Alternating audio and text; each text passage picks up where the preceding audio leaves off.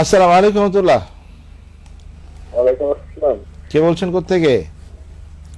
জি, আমি মেহেরপুর থেকে বলছিলাম। আমি তোফাজ্জল। তোফাজ্জল ভাই কোত্থেকে?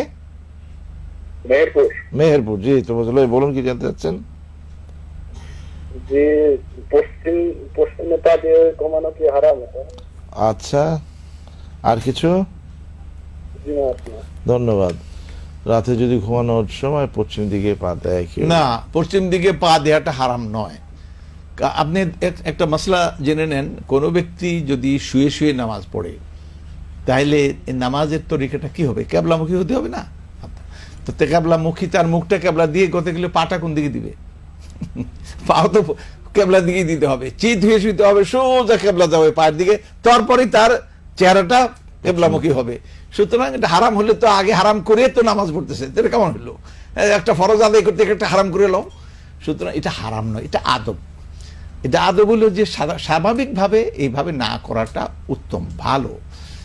যে পাটা ওইদিকে না, কেবলা এইদিকে, সেই জন্য আমরা পশ্চিম দিকে। কিন্তু সারা দুনিয়ার মানুষ তো আর পশ্চিম দিকে না। আমেরিকা যখন আমরা যাই তো নামাজ পড়ি পূর্ব দিকে, তখন পূর্ব দিকে আবার কেবলা হয়ে যায়। সুতরাং এক এক দেশে মক্কা শরীফে ঘুরতে থাকলে এক এক রোডে গিয়ে কেবলা একদিকে হয়ে যায়। অতএব কেবলার দিকে পা না দেয়াটা এটা আদবের ব্যাপার, এটা ফরজ ওয়াজিব কিছু না। আর প্রয়োজন যখন হয় তখন তো পুরাই পা দিয়ে আপনি করবেন। জি, আল্লাহু আ'লাম। জি, আসসালামু আলাইকুম।